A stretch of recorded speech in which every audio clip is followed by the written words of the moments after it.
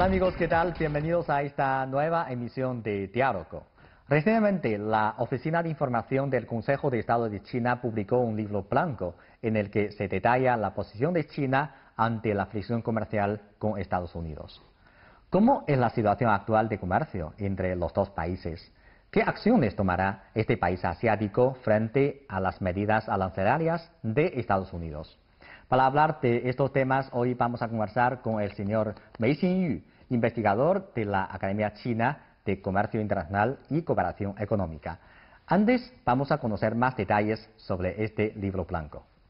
China publicó un libro blanco el 24 de septiembre para clarificar los hechos sobre las relaciones comerciales y económicas entre China y Estados Unidos, demostrar su posición sobre la fricción comercial con Estados Unidos y perseguir soluciones razonables. Las relaciones económicas y comerciales entre China y Estados Unidos no solo afectan al bienestar de los pueblos de los países, sino también a la paz, la prosperidad y la estabilidad mundiales, según indica el libro blanco titulado Los hechos y la posición de China sobre la fricción comercial entre China y Estados Unidos. La cooperación es la única opción correcta para China y Estados Unidos, y solo un enfoque de ganar-ganar llevará a un futuro mejor. La posición de China es clara, consistente y firme, señala el libro blanco. El documento también pone de manifiesto la postura de China sobre la fricción comercial con Estados Unidos a través de los siguientes puntos. Primero, China está firmemente comprometida a salvaguardar su dignidad nacional y sus intereses fundamentales.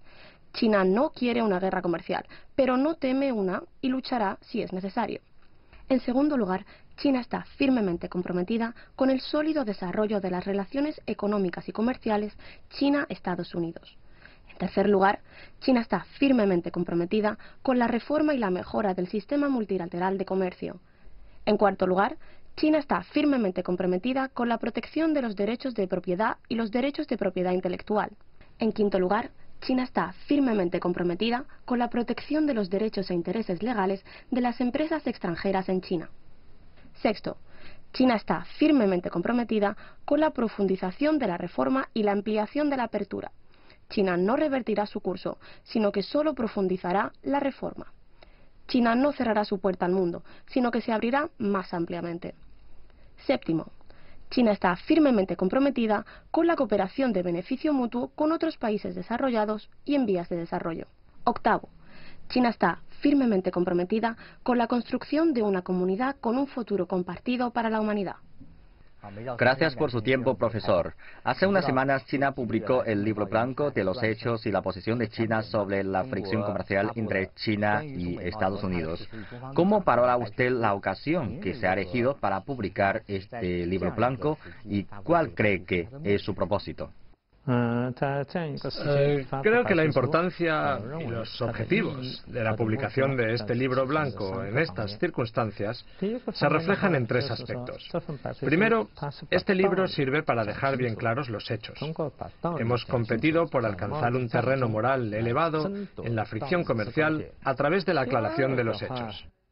Segundo, al publicar el libro blanco en este momento, hemos provocado un efecto tranquilizador entre la población. Poco después del estallido de la fricción comercial, yo mismo publiqué un artículo que fue ampliamente transmitido entre los lectores chinos y que se titulaba «China debe librar una fricción comercial de magnitud épica con Trump». ¿Por qué se la califica de magnitud épica? Antes que nada, esta fricción comercial tiene unas dimensiones tremendas. Durante la historia del comercio mundial, el volumen máximo de un caso de disputa comercial bilateral no llegó a más que 3.000 millones de dólares. Sin embargo, al desatar la fricción comercial contra China a partir de este año, Trump lanzó medidas arancelarias contra 50.000 millones de dólares en productos chinos en la primera ronda, multiplicando por más de 10 veces el récord mundial de disputa comercial bilateral en un solo caso. Y después, en la segunda ronda, Estados Unidos aplicó medidas contra otros 200.000 millones de dólares en productos chinos, multiplicando el anterior récord mundial 40 veces más tras haberlo superado en más de 10 veces. Esto ha marcado un nuevo récord en el comercio mundial en cuanto al volumen concerniente a una disputa comercial bilateral. La continua escalada de la fricción comercial China-Estados Unidos provocará inevitablemente amplias preocupaciones en China, Estados Unidos y los demás países. ¿Cuáles son estas preocupaciones? La primera preocupación consiste en saber si esta fricción entrará en una senda descontrolada.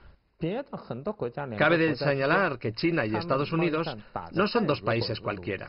Si se tratase de otros países, por enconada que fuera la fricción comercial, no impactaría de manera tan importante en el resto de países. No obstante, una fricción comercial entre China y Estados Unidos no sería así. Desde la entrada en el nuevo siglo, los dos países han aportado juntos la mitad del crecimiento de la economía global. Según las estadísticas y los cálculos que he realizado, entre 2011 y 2015, ambos países contribuyeron de promedio al 48,3% del crecimiento de la economía mundial. En 2016, esa tasa de contribución alcanzó más del 50%. Por eso, una fricción comercial de escala épica, que no deja de batir récords históricos entre China y Estados Unidos, tendrá, sin duda alguna, repercusiones largas y enormemente profundas sobre el crecimiento de la economía global, e incluso de la estabilidad política y la paz del planeta. Al publicar este libro blanco, dejamos bien claro que, por un lado, defenderemos con firmeza nuestra dignidad y nuestros derechos e intereses esenciales mediante respuestas contundentes. Y por el otro, que no hemos cambiado nuestro deseo de seguir promoviendo el desarrollo de los lazos sino-estadounidenses y que seguimos estando dispuestos a desarrollar las relaciones integrales entre ambos países, incluidos los vínculos económico-comerciales, sobre la base de la igualdad y el beneficio mutuo. E incluso que estamos dispuestos a negociar nuevos acuerdos comerciales con Estados Unidos. Por eso, me parece que este libro blanco supone un anuncio tranquilizador. Asimismo, creo que existe una preocupación generalizada de si se va a revertir el proceso de reforma y apertura de China a causa de una fricción comercial entre China y Estados Unidos de dimensiones tan grandes. Este libro blanco también ha dado respuestas al respecto. Además, este libro blanco también sirve para hacer un llamamiento a otros países y mostrarles las oportunidades de desarrollo traídas por la cooperación comercial con China.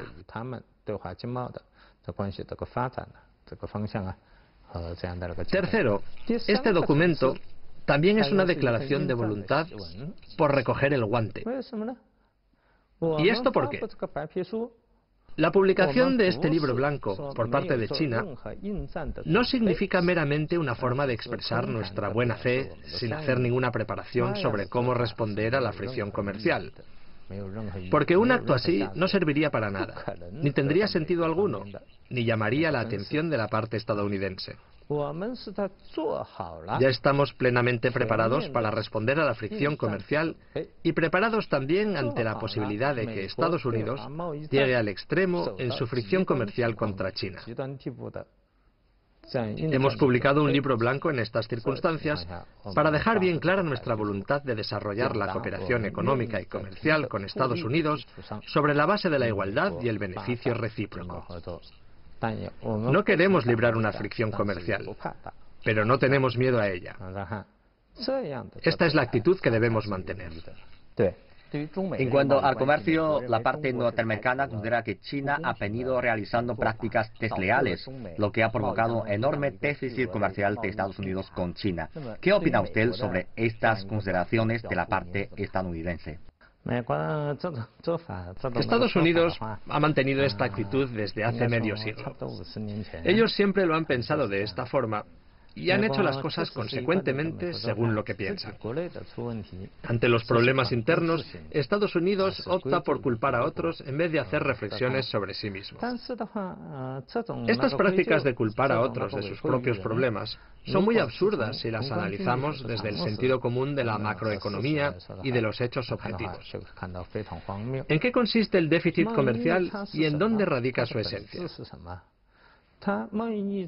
El déficit comercial significa que la tasa de depósitos bancarios de la población de un país es demasiado baja como para cubrir las demandas de inversión. Por eso debe importar los depósitos de las poblaciones de otros países mediante el déficit comercial. Es un aspecto de sentido común en el campo macroeconómico. Esta diferencia tan grande que hay entre las importaciones y las exportaciones del comercio sino estadounidense se debe, en esencia, a la muy baja tasa de depósitos bancarios de la población de Estados Unidos. He revisado y recabado los datos sobre esta materia en China y Estados Unidos entre 1980 y 2017. Tras contrastarlos, llegué a la siguiente conclusión.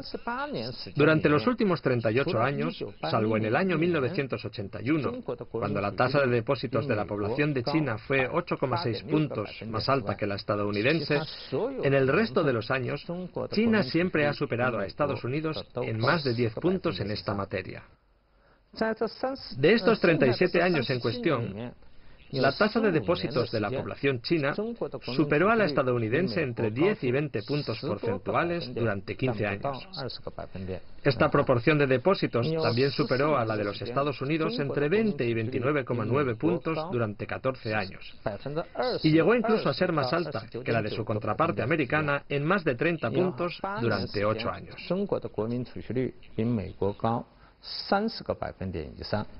Durante el año de mayor diferencia, la tasa china superó a la estadounidense en 36,9 puntos. Unas diferencias tan marcadas en las tasas de depósitos bancarios entre ambos países determinan que el comercio de Estados Unidos con China sea inevitablemente deficitario. Esto es algo que no cambia por voluntad de las personas. Segundo, ¿cuáles son las razones por las que la tasa de depósitos bancarios de la población estadounidense es tan baja? Son dos las causas más importantes, o los dos agujeros inmensos. Uno de esos agujeros es su sistema de seguridad social y el otro es su tremendo gasto militar.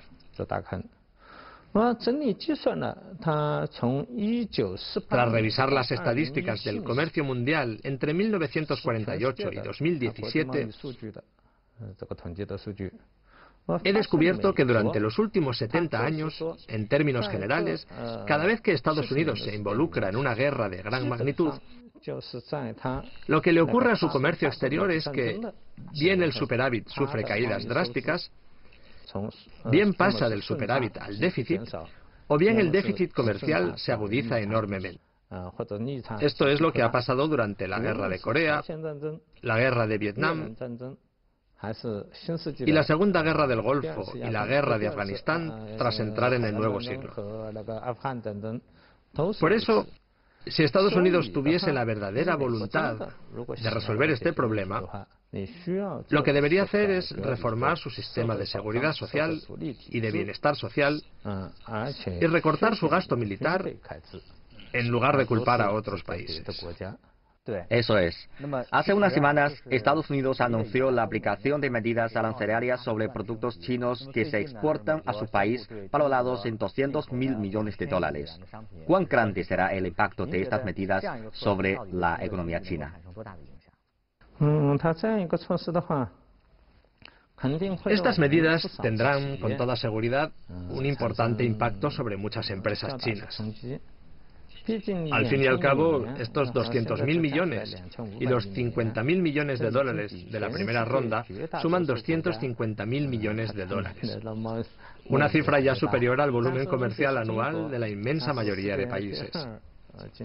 No obstante, China, al ser la segunda economía del mundo, tiene un volumen comercial y una competitividad imposibles de equiparar para gran parte de los países del mundo. Por eso este impacto lo podemos soportar. ¿Y por qué digo esto? Pongamos todas las cifras sobre la mesa. Primero, ¿qué porcentaje representa el mercado estadounidense en las importaciones mundiales? El año pasado, ese mercado representó el 13% de las importaciones internacionales. ¿Qué es lo que significa esta cifra? Esto supone que, aun cuando los productos hechos en China perdiesen todo el mercado estadounidense, el país podría seguir compitiendo por el resto del 87% de las importaciones mundiales. Es un espacio lo suficientemente grande para nuestro sector exportador. En segundo lugar, hablando de un caso extremo, aun si China perdiese todo el sector exportador, nuestra economía seguiría creciendo de forma más rápida que la estadounidense.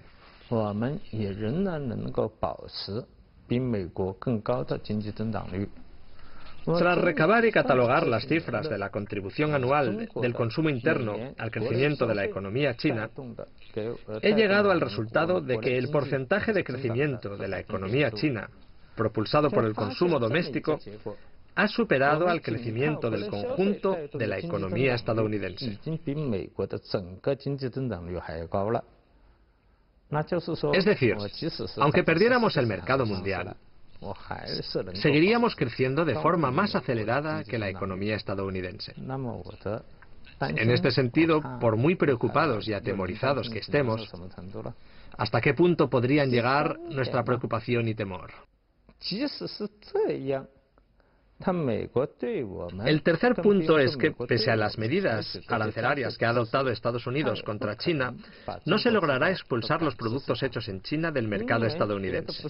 Sin mencionar otros factores, tan solo mirando el peso del sector manufacturero chino en el sector mundial, ya uno se da cuenta de su altísimo porcentaje. No hay posibilidad de buscar fuentes alternativas que sustituyan a los proveedores chinos. Muchos productos chinos representan un porcentaje bastante alto entre los artículos producidos en todo el mundo. En muchos casos esas cifras superan el 30%, y esas cifras son incluso más altas en el mercado estadounidense, donde pueden alcanzar el 50% e incluso en algunos casos llegar al 90%. Por ejemplo, la producción de teléfonos móviles en China supone más del 90% de la producción mundial. Los muebles fabricados en China ocupan más del 50% del mercado estadounidense. Solamente la ciudad china de Foshan es responsable de una décima parte de la producción mundial de muebles. La cuestión es muy simple. Si impones aranceles adicionales a los productos chinos, ¿a dónde irás a buscar proveedores que los sustituyan?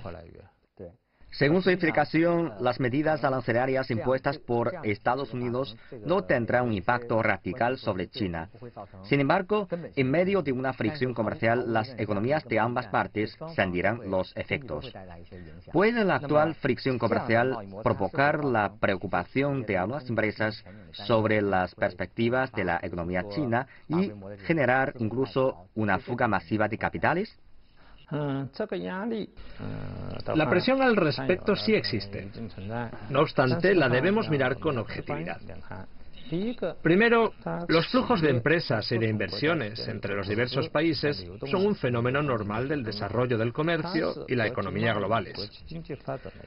Lo que buscamos es conseguir captar nuestras oportunidades de desarrollo en medio de estos flujos de inversiones transnacionales, en vez de pretender levantar barreras que los obstaculicen.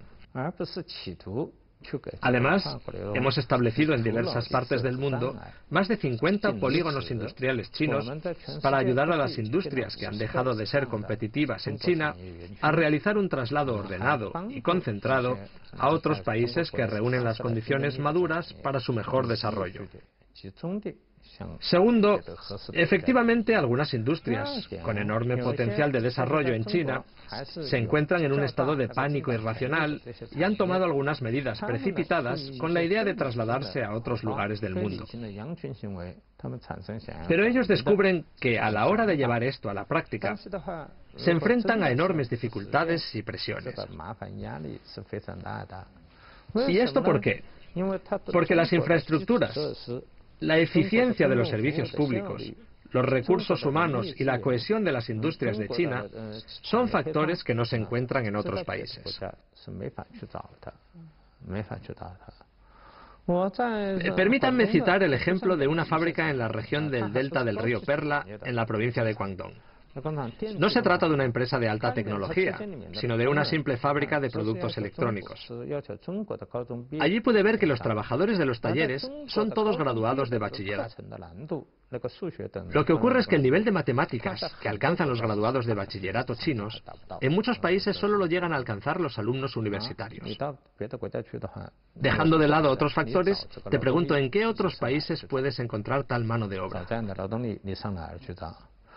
En cuanto a la cohesión del sistema industrial, muchos problemas que se solucionan con media hora de llamadas telefónicas en China, probablemente en otros lugares no se podrían resolver tras muchos esfuerzos durante más de un mes. China mantiene una actitud abierta hacia los flujos transnacionales de las industrias. Confiamos en que siempre que fortalezcamos y perfeccionemos constantemente el ambiente de negocios de China, nuestras propias ventajas atraerán a los inversores racionales a tomar decisiones acertadas. En respuesta de las últimas medidas arancelarias de Estados Unidos, China lo ha hecho con productos estadounidenses por un valor de 60.000 millones de dólares. ¿Cómo valora usted esta asimetría en las medidas tomadas por ambas partes? Además, en el caso de que Estados Unidos aplique más medidas arancelarias sobre los productos chinos, por ejemplo, medidas sobre otra tanda de productos chinos valorados en 200.000 millones de dólares, ¿tendrá China margen para contraatacar? El volumen de exportación de China a Estados Unidos no es equivalente al de este país americano hacia nuestro país.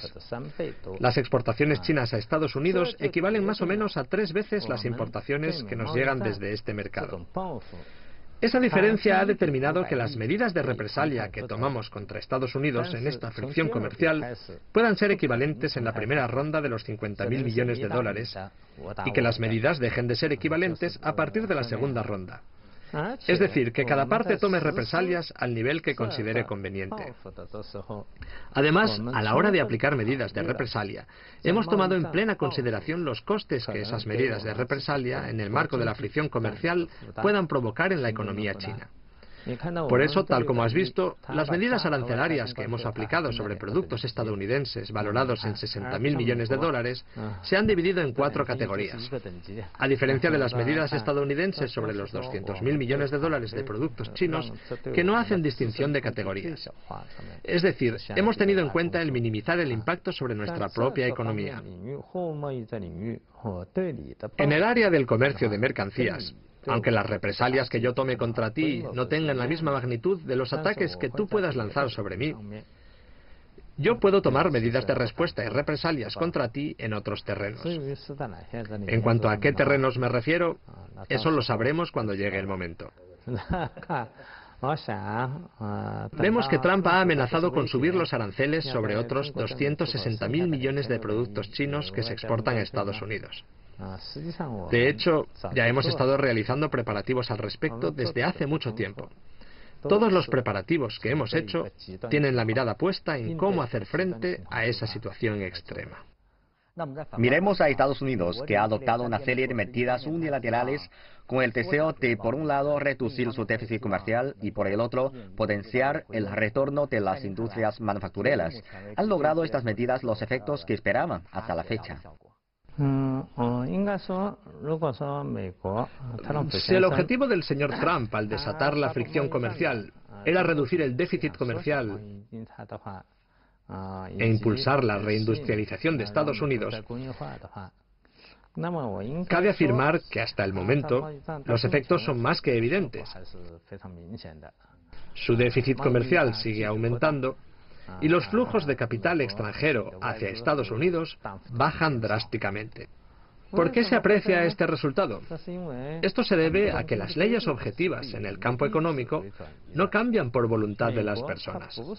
Estados Unidos no es un país que impulse su crecimiento económico a base de exportaciones, sino una economía cuyo crecimiento depende del consumo doméstico. ¿Qué significado tiene una estructura económica de este tipo? Eso significa que en un contexto en el que no cambien otros factores, cuando aumenta el ritmo de su crecimiento económico, sus demandas de importaciones aumentan de manera importante, mientras que sus exportaciones no crecen tanto. De este modo, cuando llega el final del ciclo de crecimiento, su déficit comercial aumenta. En este momento, la economía estadounidense se encuentra en su apogeo de crecimiento con una enorme pujanza, lo cual redunda en un aumento de su déficit comercial. A propósito de su intención de promover la reindustrialización de Estados Unidos y de atraer un mayor flujo de capital extranjero, en realidad la reforma tributaria que se implementó a finales del año pasado creó unas condiciones bastante favorables.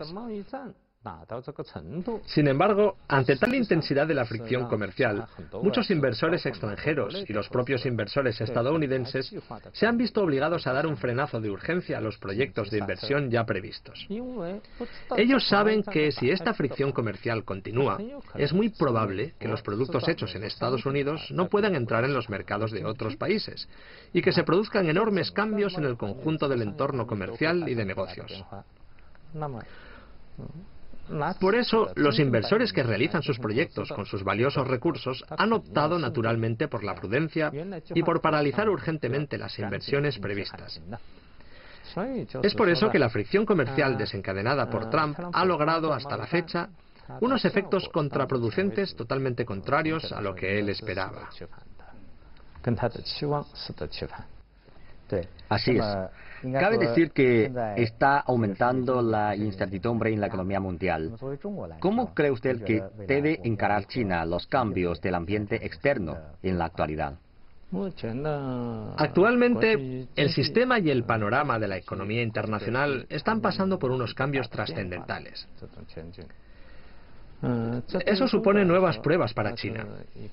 Hay que reconocer que China es beneficiaria, mejor dicho, una de las mayores beneficiarias del sistema económico mundial vigente.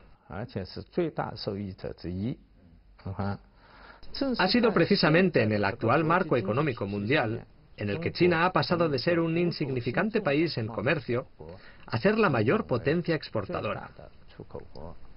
Cuando acababa de fundarse la República Popular China, nuestro país apenas representaba el 0,887% de las exportaciones mundiales, mientras que en los últimos 3 años, China viene representando alrededor del 13% de las exportaciones internacionales. Esa cifra se iguala al porcentaje que representó Estados Unidos durante su apogeo en la época de paz tras el fin de la Segunda Guerra Mundial. El año pasado, ese porcentaje alcanzado por China duplicó el de Estados Unidos y triplicó el de Japón, por lo que China no tiene ningún interés en tomar la iniciativa de echar abajo este sistema, sino que espera perfeccionarlo. Justamente con miras a este objetivo y al de perfeccionar el actual sistema internacional, China planteó la iniciativa de la Franja y la Ruta para propiciar la estabilidad y el crecimiento de las diversas economías del mundo a través de la defensa y el fomento del libre comercio. Esta iniciativa ha jugado un papel activo en el impulso tanto del crecimiento de la economía mundial como de la economía china y de las de sus socios comerciales. Por ejemplo, tras una serie de revisiones y cálculos realizados, se llegó a arrojar un balance de que las exportaciones mundiales crecieron 1,9 veces entre 2002 y 2013, un periodo caracterizado por un crecimiento relativamente rápido de la economía mundial. Durante dicho periodo, las importaciones chinas aumentaron 5,59 veces y las importaciones chinas desde diversos países han crecido varias veces, incluso decenas de veces. En el caso de algunos países, las importaciones chinas han llegado a multiplicarse por 100. Entre 2013 y 2017, el comercio mundial pasó por fuertes altibajos, lo cual hizo que el comercio internacional de 2017 ni siquiera llegase a su nivel de 2013. La disminución de las importaciones y exportaciones de China es notablemente inferior a la caída del comercio global, lo que ha impulsado al alza el peso específico de China en el comercio mundial, tanto desde el punto de vista de las exportaciones como de las importaciones. O sea, China ha asumido un papel como estabilizador del comercio mundial. Esperamos que China desempeñe mejor su papel como estabilizador y motor de la economía mundial mediante el fomento de la iniciativa de la Franja y la Ruta, al tiempo que prevenga los eventuales riesgos que posiblemente puedan cambiar todo el panorama económico mundial. Muchas gracias, profesor.